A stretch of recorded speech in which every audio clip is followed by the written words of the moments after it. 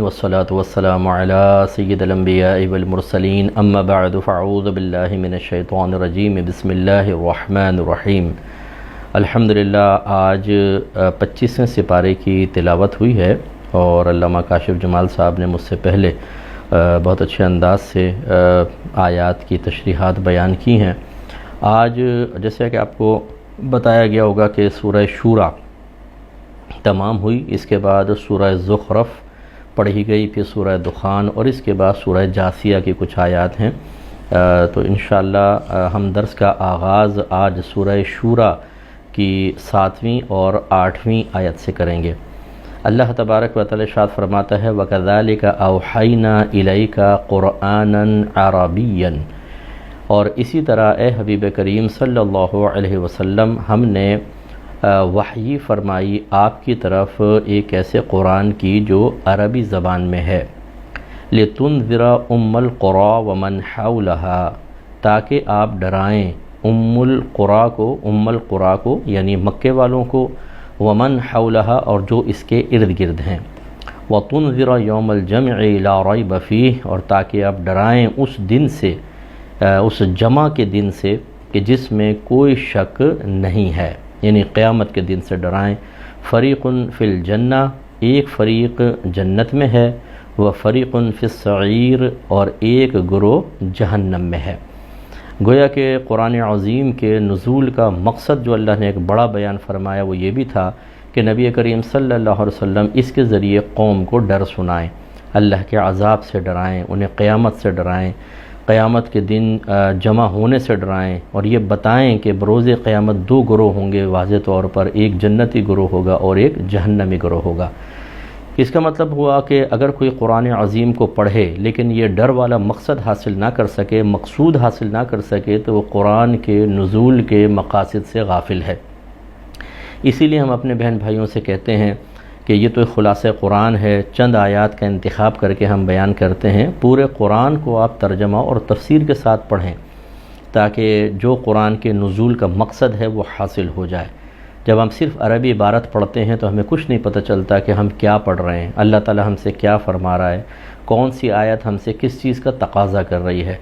اسی طریقے سے ہمارے وہ مسلمان بھائی کہ جو مطلب صرف کسی ایک وصف کو پکڑ کر، میں اس پہ بارہا کہتا ہوں، اور وہ سمجھتے ہیں کہ بس اب ہماری نجات اور بخشش ہو گئی،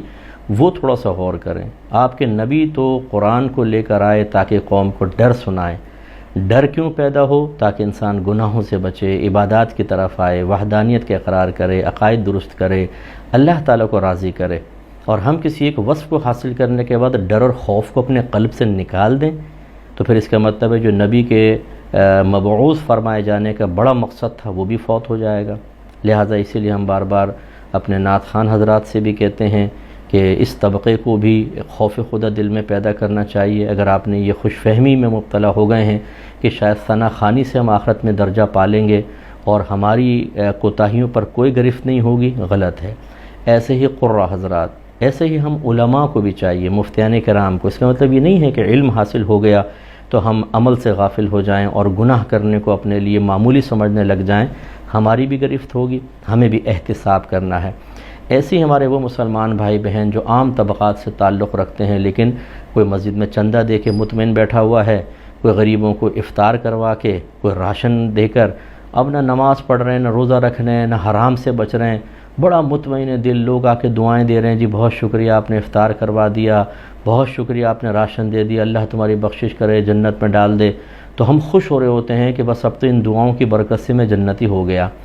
یہ یاد رکھیں کہ کسی کی دعا سے ایسا نہیں ہوگا کہ اللہ تبارک و تعالیٰ اپنے احکام کو باطل کر دے، اللہ تعالیٰ نے جو ایک قانون بنایا اس قانون کے پرخ سے اڑا دے۔ دعا قبول ہو سکتی ہے لیکن دعا قبول نہیں بھی ہو سکتی۔ یہ کنفرم ہے کہ اللہ تعالیٰ کسی کی دعا کی برکت سے کوئی اپنے قانون کو ختم نہیں کر دیتا۔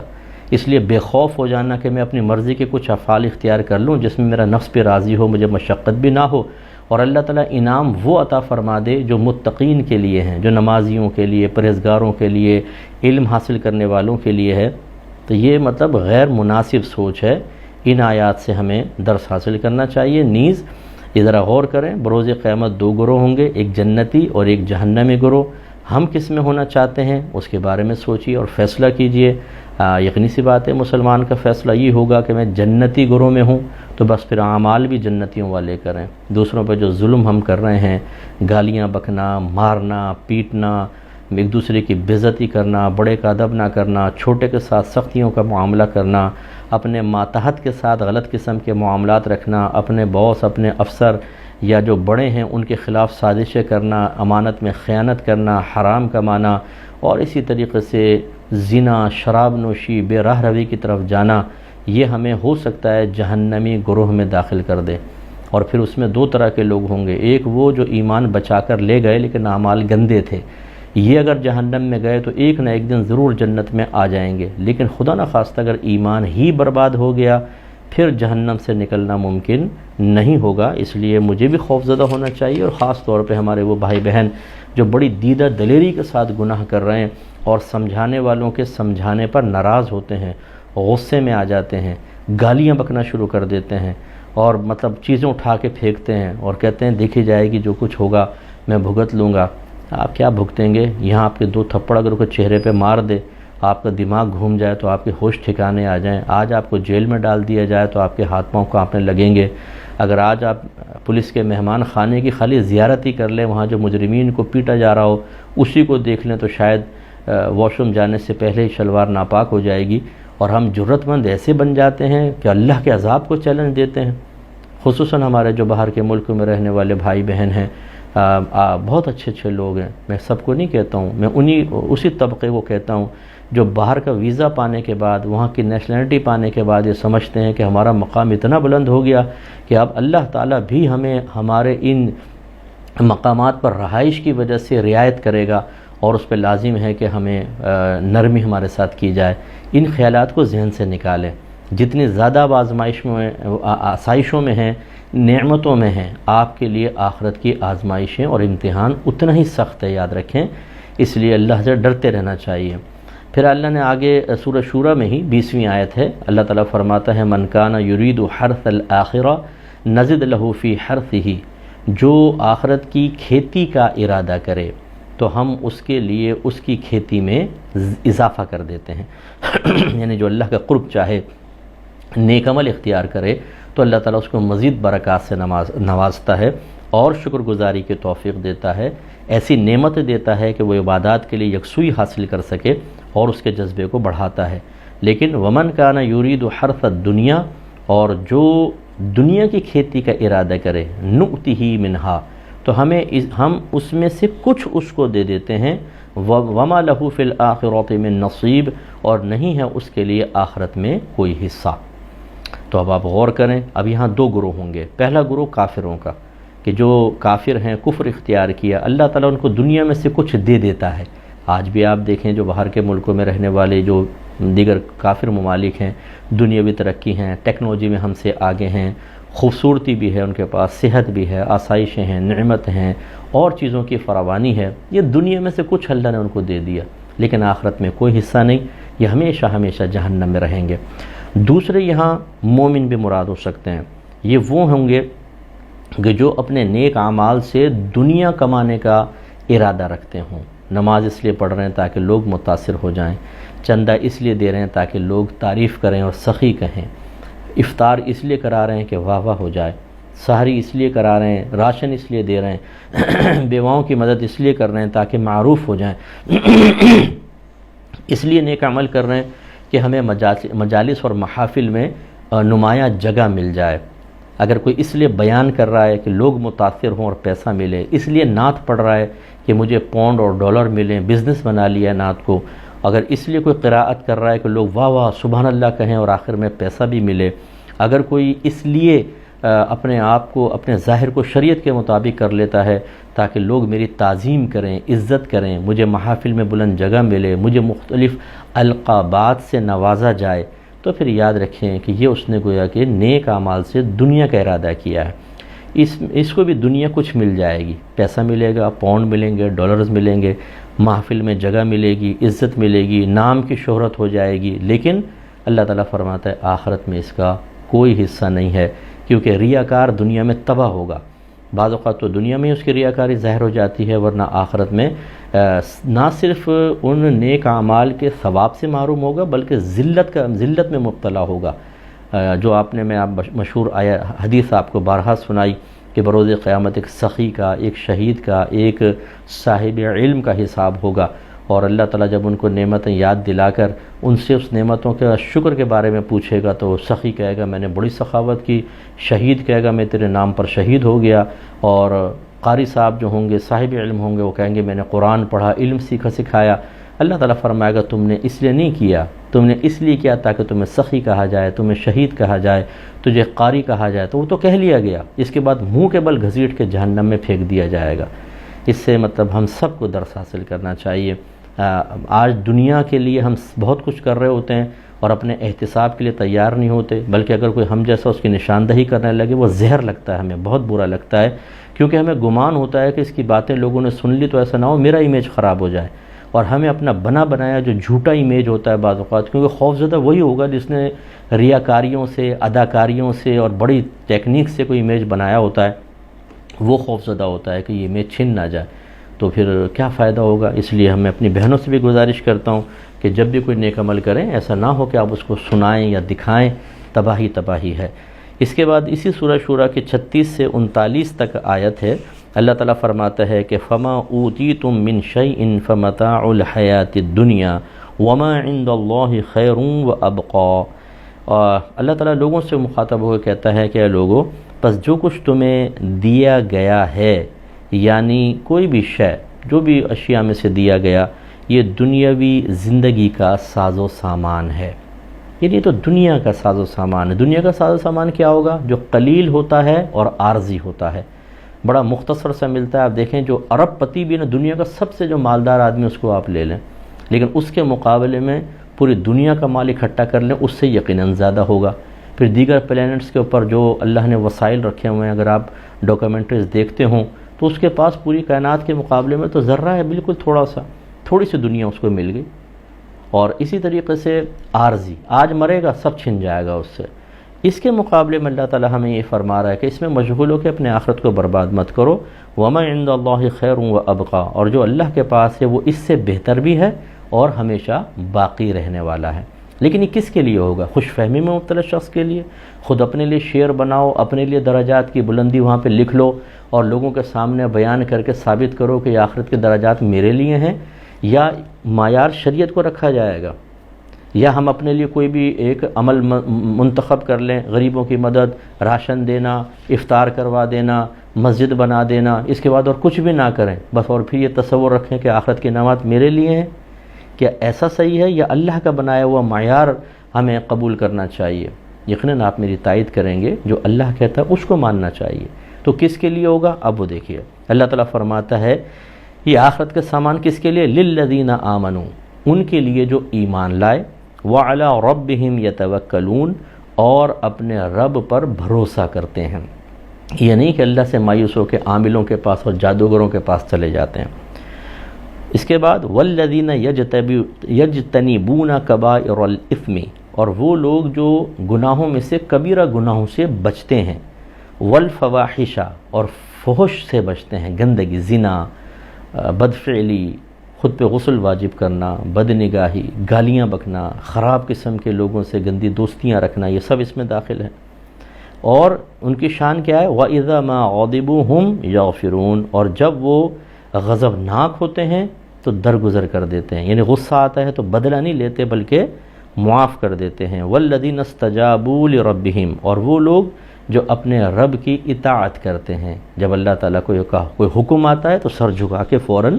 سر تسلیم خم کرتے ہیں، اس کو قبول کرتے ہیں۔ وَأَقَامُوا الصَّلَاةَ، اور وہ نماز قائم کرتے ہیں۔ وَأَمْرُهُمْ شُورَىٰ بَيْنَهُمْ، اور ان کا معاملہ آپس میں مشاورت ہے، یعنی ہر دینی معاملے میں، اہم معاملے میں مشاورت بھی کرتے ہیں۔ وَمِمَّا رَزَقْنَاهُمْ يُنْفِقُونَ، اور ان چیزوں میں سے جو ہم نے ان کو عطا کی وہ خرچ کرتے ہیں،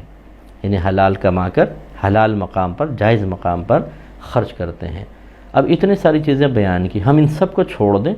اپنے پاس سے ایک ذہن بنا لیں، ہم نے غریبوں کی مدد کی، ہم نے فلاں بچوں کی شادی کر دی اور بس بالکل مطمئن ہو کے بیٹھ جائیں۔ اب چاہے نماز پڑھو نہ پڑھو، روزہ رکھو نہ رکھو، حج فرض ہو گیا فکر نہ کرو، قربانی واجب ہو رہی ہے حساب ہی نہ کرو، زکوٰۃ عرصہ دراز سے 16 سال سے لازم ہو رہی ہے، کوئی فکر نہ کرو، اللہ معاف کر دے گا صاحب۔ بالکل اللہ معاف کرنے والا ہے، وہ رحمان رحیم ہے، لیکن وہ قہار و جبار بھی تو ہے۔ ان سب آیات کو بند کر کے رکھ دیں، اپنے ذہن سے انسان فیصلہ کر لے کہ میرے کس عمل پہ آخرت میں مجھے کیا ملے گا، کیا یہ صحیح چیز ہے؟ آپ مجھے بتائیے۔ کوئی اپنے ملک کی کانسٹیٹیوشن کو فالو نہ کرے، اپنے ملک کے لاز اور قوانین کو فالو نہ کرے، اپنے ذہن سے قانون بنا کر اس پر عمل کرے، کیا گورنمنٹ اس کو چلنے دے گی؟ ریاست اس کو چلنے دے گی؟ نہیں۔ تو پھر اللہ تبارک و تعالیٰ کے بارے میں یہی گمان ہے کہ میں اپنی مرضی سے زندگی گزاروں، اپنی مرضی سے نیک عمل اختیار کروں، اور پھر اللہ پہ گویا کہ معاذ اللہ لازم کر دوں کہ انعام وہ عطا فرمائے جو میں چاہتا ہوں۔ یہ زبردستی وہاں معاذ اللہ نہیں چلے گی۔ اس کے بعد اللہ تبارک و تعالیٰ نے سورہ حامیم میں ارشاد فرمایا، سورہ زخرف میں کچھ چیزیں ہیں وہ میں عرض کرتا ہوں، 66 سے 68 نمبر آیت ہے۔ ایک تو اللہ تبارک و تعالیٰ نے کفار کو ڈرایا ہے قیامت کے دن سے۔ اللہ تعالیٰ فرماتا ہے هل ينظرون الا الساعة ان تأتيهم بغتة، کیا یہ اس چیز کے کیا یہ دیکھ رہے ہیں یا انتظار کر رہے ہیں کہ مگر ساعت، کیا یہ انتظار کر رہے ہیں کہ قیامت اچانک ان کے پاس آ جائے؟ وہم لا یشعرون، اس حال میں کہ ان کو شعور حاصل نہ ہو۔ یعنی کیوں یہ نیک عمل کی طرف، ایمان لانے کی طرف نہیں آتے؟ کیوں نیک اعمال کی طرف نہیں آتے؟ کیا اس بات کا انتظار کر رہے ہیں یا اس پہ نظر کر رہے ہیں کہ قیامت اچانک ہم پر آ جائے؟ تو پھر تو مہلت نہیں ملے گی۔ اور اللہ تعالیٰ فرماتا ہے الاخلاء یومئذ بعضهم لبعض عدو الا المتقین، اور قیامت کے دن اللہ تعالیٰ فرماتا ہے کہ دوست جو ہوں گے ان میں سے بعض کے دشمن ہوں گے سوائے متقین کے۔ ہم آج نیک لوگوں سے نفرت رکھتے ہیں۔ عورتوں کو دیکھ لیں، جو بچی برقع پہنتی ہے، جو عورت برقع پہنے، جو غیبت نہ کرے، جو چغلی نہ کرے، جو الحمدللہ سبحان اللہ ماشاءاللہ کرے، وہ ہم محفل میں سب سے بری لگتی ہے۔ اس کے پاس تو بیٹھیں گی بھی نہیں، ٹیبلوں پہ ایسی جگہ جا کر بیٹھیں گے جہاں اپنے جیسی خواتین ہوں، بے پردہ، غیبتیں کرنے والی، چغلیاں کرنے والی، لیگ پولنگ کرنے والی، جیلسی میں مبتلا، تکبر اور غرور میں ڈوبی ہوئی عورتیں، ان سے ہماری دوستیاں ہوتی ہیں۔ ایسے مرد حضرات ہوتے ہیں، کوئی سلجھا داڑھی والا ہے،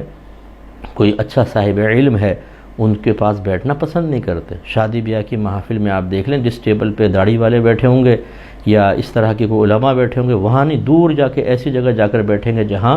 اپنے جیسے لوگ موجود ہوں۔ اب بروز قیامت کیا ہوگا؟ سب ایک دوسرے کے دشمن ہوں گے، کیونکہ اکثر جو ہماری قرابتیں ہوتی ہیں، ہماری دوستیاں ہوتی ہیں، ان کا جو مقصد ہوتا ہے دنیا ہوتی ہے، مفادات ہوتے ہیں، رشتہ داریاں صرف ہوتی ہیں، اللہ کی رضا نہیں ہوتی۔ لہذا اس میں پھر وہ لیگ پولنگ بھی چل رہی ہے، غیبتیں بھی، چغلیاں بھی، یہ سب بروز قیامت جب پہنچیں گے تو ایک دوسرے کے گریبان پکڑ رہے ہوں گے، تم نے ہمیں برائی پہ لگایا، تم نے ہمیں فلاں کے خلاف ابھارا تھا، ہم نے سازش کی، وہ تباہ ہوا، تم نے مروا دیا۔ اس طرح ایک دوسرے کے دشمن ہوں گے۔ اللہ تعالیٰ فرماتا ہے لیکن متقین وہ دشمن نہیں ہوں گے۔ نبی کریم صلی اللہ علیہ وسلم نے ارشاد فرمایا کچھ لوگ ایسے ہوں گے جو عرش کے سائے میں ہوں گے، شہداء اور انبیاء ان کو دیکھ کر رشک کریں گے، اور ان کی پیشانی پر لکھا ہوگا المتحابون فی اللہ، اللہ تعالیٰ کی رضا کی خاطر ایک دوسرے سے محبت رکھنے والے۔ یہ نیک لوگ ہوں گے جو ایک دوسرے سے صرف اللہ کی خاطر محبت رکھتے تھے۔ انہیں کیا کہا جائے گا؟ سرکار اللہ تعالیٰ فرماتا ہے یا عبادی، اے میرے بندو، لا خوف علیکم اليوم، آج کے دن تم پر کوئی خوف نہیں ہے، ولا انتم تحزنون، اور نہ تم غمگین ہوگے۔ انعام کیوں ملا ہے تمہیں؟ الذین آمنوا بآیاتنا، یعنی وہ لوگ جو ایمان لائے ہماری آیات پر، وقانوا مسلمین، اور یہ اپنے سر جھکا دینے والے تھے، اطاعت کرنے والے تھے، اکڑ کر کھڑے ہونے والے نہیں تھے کہ اگر کوئی عالم سمجھا رہا ہے تو غصے میں آ گئے، اپنے گروپ کے اندر گالیاں بک رہے ہیں، برا بھلا کہہ رہے ہیں کہ کیوں ہمارے متعلق ایسا کہہ دیا، اگرچہ اصلاحی کلام ہو، اگرچہ بالکل حقیقت پر مبنی ہو، اگرچہ بالکل صاف اور کھری باتیں ہوں، لیکن ہمیں پسند نہیں آتی۔ اور اللہ تعالیٰ فرماتا ہے کہ ان سے کہا جائے گا ادخلوا الجنت انتم وازواجکم تحبرون، داخل ہو جاؤ تم جنت میں، تم اور تمہاری زوجہ، وہاں تمہاری مہمان نوازی کی جائے گی۔ یطاف علیہم بصحاف من ذہب واکواب، اور دورہ کیا جائے گا تم پر سونے کے پیالوں کا اور دیگر مطلب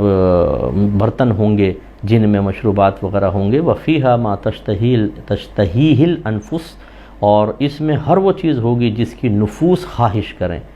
وتلذ الاعین، اور جس سے آنکھیں لذت حاصل کریں، آنکھوں کو ٹھنڈک ملے، وانتم فیہا خالدون، اور تم اس میں ہمیشہ رہنے والے ہو۔ اس لیے کوشش یہ کیجئے نیک بنیں، اللہ تعالیٰ نے جو معیار مقرر کیا اس کے مطابق زندگی گزاریں، اس میں سے اپنے لیے خود کچھ چیزیں چوز نہ کر لیں اور خود ان کے